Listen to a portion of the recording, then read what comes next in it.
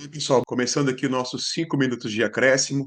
Essa resenha foi pensada pelo advento da Copa do Mundo e eu percebi aqui já a questão do corte do Wesley, recente agora, como que se gera polêmica, né? As pessoas discutem, debatem o que se deve fazer, o que se não pode fazer, por que que lesionou. Então a gente vem trazer para vocês aqui um conjunto de 40 episódios, tá? Que a gente vai estar falando sobre o que de fato acontece, a visão do especialista por trás da lesão, por trás da performance, por trás da recuperação. Então, para que você que quer se aprofundar um pouco mais nisso, tenha essa oportunidade, né? E isso certamente vai ajudar você a perceber melhor como é a conduta por trás desses contextos todos ligados ao esporte de alto rendimento. Tá? Então, como aqui a gente está na Copa do Mundo, a gente vai poder também conversar e falar um pouco sobre essas polêmicas que vão certamente acontecer na Copa. Então, você é muito bem-vindo. São 40 episódios, todo dia de Copa tem um episódio para você, tá? Rapidinho, direto ao ponto, tá? E lá no final, a gente vai estar conseguindo ofertar para vocês bastante novidade, oportunidades interessantíssimas. Então acompanhe a gente aqui, que você não vai se arrepender e certamente vai sair daqui com a sua formação muito mais ampliada aí nesse contexto, ok? Então vamos lá. Bom, primeiro, nosso corpo é uma máquina, a gente precisa entender que para ele produzir movimento, tá, ele precisa de energia. Então nós temos aqui a tal da bioenergética, que mostra como o nosso corpo usa o substrato metabólico para produzir energia, tá? E a duração desse processo, tá, de movimento. Então a gente sabe que quando você precisa de exercícios com intensidade muito alta, velocidade, explosão, você vai usar o ATP como sua principal via ou substrato metabólico, tudo bem? É, Conforme as suas reservas de ATP vão terminando, o seu corpo ele passa a utilizar mais a glicose, tá, como fonte de energia. Tudo aqui ainda sem a presença do oxigênio, no processo anaeróbico.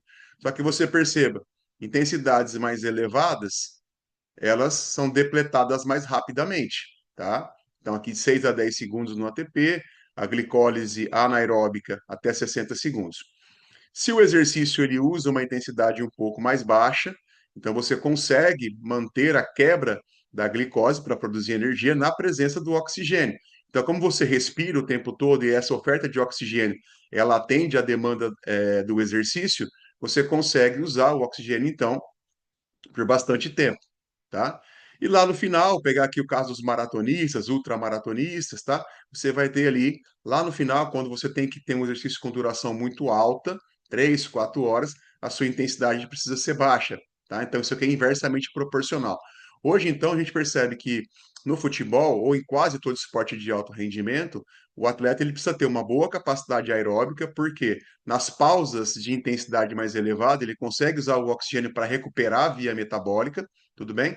E para quando ele tem que ter uma atividade com intensidade maior, ele consiga ter, aqui que é o toque de Midas, né, que a gente fala, ele consiga ter uma intensidade mais alta usando o oxigênio, tá? Então esse é o segredo aí para que você tenha performance elevada, quer dizer, intensidade alta, mas treinando o corpo a usar o oxigênio, beleza?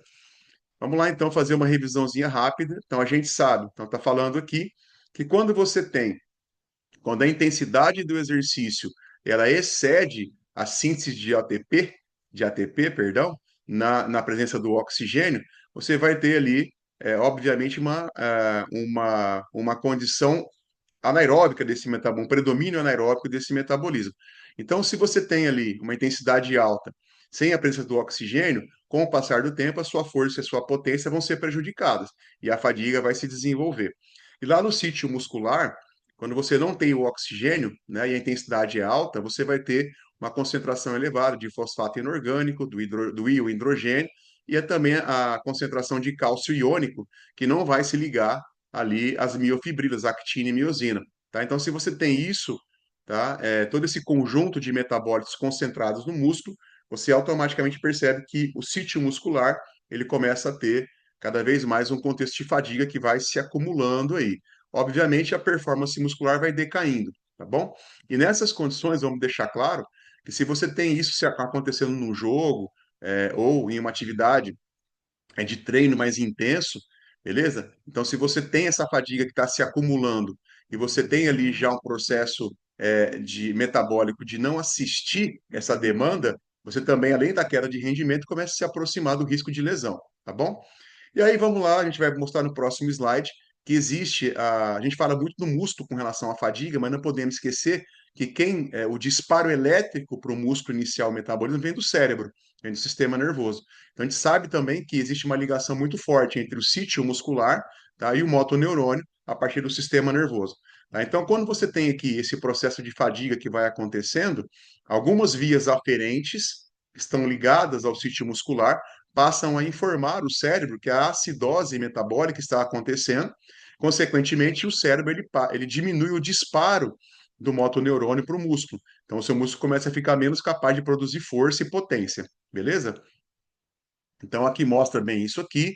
Vamos olhar aqui para o músculo, tá? Então, você está vendo ali que dentro do sarcoplasma muscular, do sarcolema, você tem ali o que nós mostramos, a intensidade do exercício alta, a falta de oxigênio na cadeia metabólica, o aumento da concentração de substratos metabólicos aqui, aumento da acidez metabólica, e isso vai ser informado por uma via aferente ao cérebro, que, consequentemente, passa a inibir o disparo do motoneurônio para que essa fibra se contraia, tá bom? Então, a fadiga nunca é só muscular. Existe a fadiga muscular e a fadiga neuromuscular. Tudo bem, pessoal? E aqui, vamos lá, a gente tem aqui algumas dicas para vocês. Então, como é que você percebe ali que o indivíduo tem uma fadiga neuromuscular mais aumentada? Quando ele perde a capacidade de fazer força máxima, tudo bem? Então, ele tem queda na potência, queda no sprint, fadiga excêntrica. Isso aqui é muito problemático, porque isso aqui pode levar o atleta a ter um risco cada vez maior de lesões musculares. Por exemplo, o risco tibial do futebol, que é muito comum, e por conta da falta de proteção articular, tá? Uma lesão de ligamentar ou cápsula ligamentar, tá bom? A fadiga psicomotora ou mental, então aí você tem um indivíduo que ele está num processo de estresse mental, tudo mais, a parte emocional abalada, isso vai afetar diretamente o tempo de reação, erro de tomada de decisão e também redução da precisão técnica. Então a gente sabe ali, né, que isso aqui vai fazer com que o atleta fique mais desatento, tá? Então aumenta aqui o risco de lesões por colisões, por contato, as contusões, tá? E a entorse ou lesões por falta de antecipação, falta de capacidade de proteção e de previsão daquilo que vai acontecer. E a fadiga acumulada, chamada como fadiga crônica, tá? Ligada à carga, ela vai ter ali um platô de rendimento, né? Interferir diretamente no platô de rendimento do atleta ao longo do tempo, queda da deficiência metabólica e perda da velocidade linear. Então, risco elevado aqui, quem vai sofrer aqui são os tendões e também as cartilagens aí, provocadas por uma questão de estresse acumulado. E aqui, para a gente fazer um debate final, nesse nosso primeiro episódio, a gente teve aqui na Copa do Catar, que foi a última Copa, o menor índice de lesões já registrado desde 1998 pela FIFA. Então, foram 20,6 lesões para cada 1.000 horas de jogo. Tá? Enquanto na Rússia, em 2018, isso foi 41 lesões, né? 41,2 para cada 1.000 horas, no Brasil, 29,3. Aí, qual é o nosso debate? Ele mostra o quê? Por que isso acontece? Então, existem 5 pontos relatados, tá? Para que vocês possam entender o contexto por trás da lesão. Então, por que a Copa do Catar teve um índice muito baixo de lesões, o menor da história, tá? Desde 1998? O primeiro ponto é que os atletas chegaram para a Copa do Catar no meio da temporada, então chegaram no ápice do rendimento, tudo bem? Então a fadiga acumulada, ou fadiga crônica, ainda era baixa, isso fazia com que a performance aguda pudesse ser favorecida, beleza? O segundo ponto foi a logística. O Catar é um país muito pequeno, então os deslocamentos foram muito curtos, e isso fez com que os atletas todos, né, perdessem menos tempo com o deslocamento e cuidassem mais da recuperação, tá bom? O terceiro ponto foi a questão da climatização dos estádios. Então, ali na região do gramado, a temperatura ficou entre 21 e 23 graus. Isso favoreceu um processo que evitasse a desidratação. A gente sabe que a desidratação ela tem relação direta com lesões, tá? O quarto ponto foi o advento das 5 substituições. Então, você, o treinador e a equipe poderia ali, no caso, pensar melhor como gerenciar a carga de alguns atletas com as substituições, beleza?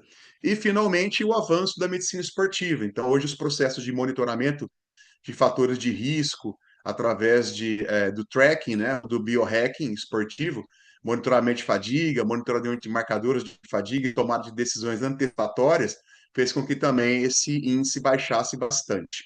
Tá bom, pessoal? Então a gente está finalizando aqui o nosso primeiro episódio, tá? Hoje, o Copa hoje vai ser.